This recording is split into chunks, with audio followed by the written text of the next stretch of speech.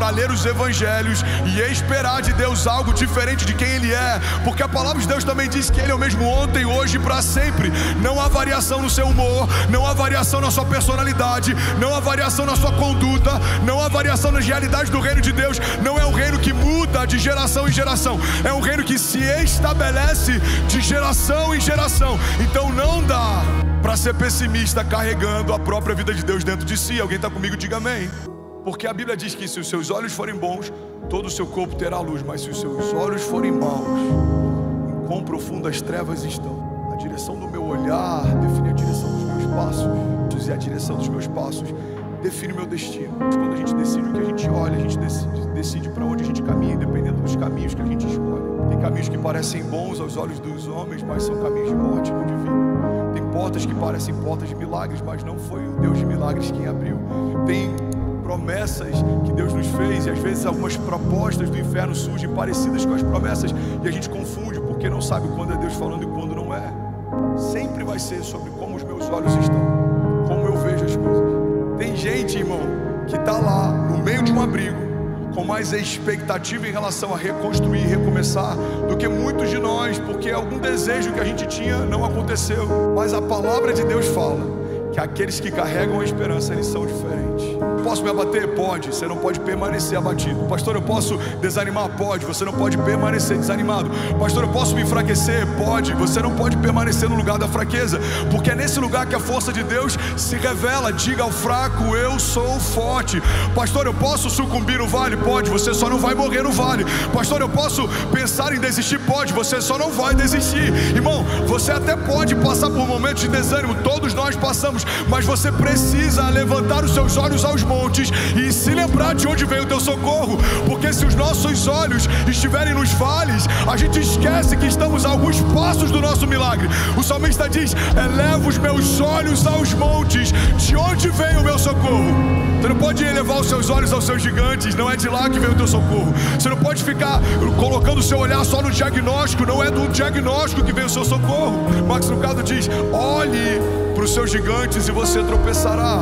Olhe para o seu Deus e os seus gigantes tropeçarão. Deus te chamou para carregar esperança. As pessoas têm que sair melhor. Depois de uma conversa com você, as pessoas têm que sair com os olhos brilhando. Depois de uma palavra de sabedoria que você vai dar, precisamos nos mover em esperança. Precisamos retomar a nossa identidade. Somos aqueles que não se curvam mesmo em meio a desafios. Somos aqueles que triunfam mesmo em meio a desertos. Somos a igreja de Jesus. Somos uma expressão do reino de Deus. E aonde o reino de Deus está, existe paz, justiça e alegria. Alguém comigo aqui? Diga amém. Eu profetizo em nome de Jesus que nos próximos dias você vai ter boas notícias para compartilhar com a tua casa. Eu profetizo em nome de Jesus que nos próximos dias você vai se encher e se renovar na esperança. Pastor, mas as coisas ainda não mudaram. Não mudaram, o problema é das coisas. Você mudou. Você não vai esperar que o teu entorno mude, não. Você vai mudar o teu entorno. Porque eu carrego paz, andarei em paz. Porque eu carrego vida, eu verei vida de Deus fluindo a partir de mim. Porque eu carrego esperança, a esperança não nos decepciona. Porque eu carrego a palavra de Deus, a palavra de Deus é suficiente. Porque eu carrego a vida de Deus. A Bíblia diz que o mesmo Espírito que ressuscitou Jesus Cristo dos mortos, Ele habita em nós. Então não há nada morto aos meus olhos que não possa, diante do nome de Jesus, ressuscitar. Porque a esperança está se movendo numa nova geração. Nós não veremos os nossos filhos diminuírem a expectativa para caberem dentro do que eles conseguem, não. Eles vão aumentar a porção de fé para viver aquilo que sozinho eles não viveriam. Alguém está comigo? Você não vai diminuir a sua expectativa, você vai aumentar o seu nível de fé. Você não vai crer em coisas menores para conseguir ver elas se cumprindo, não. Você vai aumentar o seu nível de fé para ver coisas impossíveis acontecendo naturalmente. Porque o bom que existe em você, a bondade que existe em você não é sua, é Deus quem coloca. A fé que você carrega não é sua, foi Deus quem deu. A provisão que você tem não é sua, foi Deus quem te confiou. Então nem nisso a gente pode nós não podemos nos vangloriar. A glória não é nossa. Mas eu estou falando isso para edificar a tua fé e para você entender que quando a gente se posiciona, isso é contagioso. Se a gente fizer o que a gente consegue fazer, isso vai contagiar encorajar outras pessoas a fazerem o que elas podem fazer. Isso pode gerar um movimento de esperança. Você está comigo? Pastor, isso não é novo, muitas igrejas fazem. Irmão, não é sobre pioneirismo, não é sobre tomar para si, é sobre fazermos o que podemos fazer enquanto conseguimos fazer. Porque pecado, segundo a Bíblia, se eu não me engano em Tiago, não é sobre o mal só que eu faço, mas é sobre o bem que, podendo fazer, escolho não fazer. Não importa qual é o modelo, o projeto, aonde, o que importa é que precisamos nos mover como resposta de oração para uma geração. Porque a Bíblia diz que são belos dos montes os pés daqueles que carregam boas notícias. Qual é a boa notícia para toda a criação? É a mensagem do Evangelho. Essa é a boa nova. Estávamos cativos, fomos libertos. Éramos escravos, fomos feitos filhos. Estávamos perdidos, fomos encontrados. A vida encontrou a morte para que pudéssemos viver. O único Filho de Deus foi feito cativo para que nós fôssemos feitos filhos de Deus. Essa é a boa notícia. Então, Romanos 5,10 diz: se quando éramos inimigos de Deus, fomos reconciliados com Ele mediante a morte do seu Filho, quanto mais agora, tendo sido reconciliados, seremos salvos por sua vida.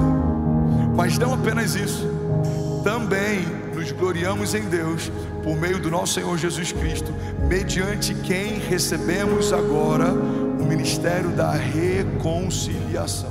E a Bíblia diz, então todas as vezes que vocês disserem reconciliem-se com Deus, é como se o próprio Deus falasse através de vós. O que a Bíblia está dizendo é que no dia que você foi reconciliado com Deus, você recebeu também o ministério da reconciliação. Você era escravo, foi feito filho, agora você vai resgatar escravos. Você era cativo e foi liberto, agora você vai libertar cativos.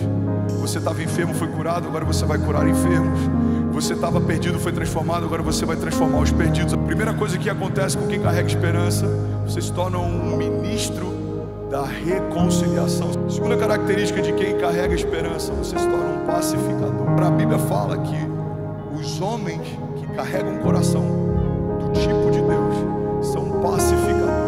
Se você quer carregar esperança, você precisa ser um pacificador. Você não vai gerar contenda, você não vai colocar pilha na briga de ninguém, você vai trazer uma palavra de vida, você vai cessar brigas. A palavra dura incita a ira, mas a palavra branda ela desvia o furor. Você vai ter uma palavra certa na hora certa. Alguém recebe isso aqui em nome de Jesus? Você vai ser um agente de paz. Você vai entrar em lugares que pessoas não se falam, vão passar a falar porque você chegou. Você vai entrar em lugares de crise, as crises vão cessar porque você chegou. Você vai entrar em empresas, talvez o ambiente é tóxico, o ambiente vai se tornar saudável porque você chegou. Você vai se aproximar de pessoas que não conseguem perdoar os pais, não tem uma boa relação com o pai, com a mãe. Vai ser restaurada essa relação, por quê? Porque você chegou. Eu declaro em nome de Jesus uma igreja se levantando como pacificadores, agentes de paz. Os lugares onde você pisa serão transformados porque você pisou. Os lugares onde você entra serão transformados porque você entrou. Alguém recebe isso aqui em nome de Jesus? Diga amém. Mateus 5,9 diz: bem-aventurados os pacificadores, pois eles serão chamados filhos de Deus.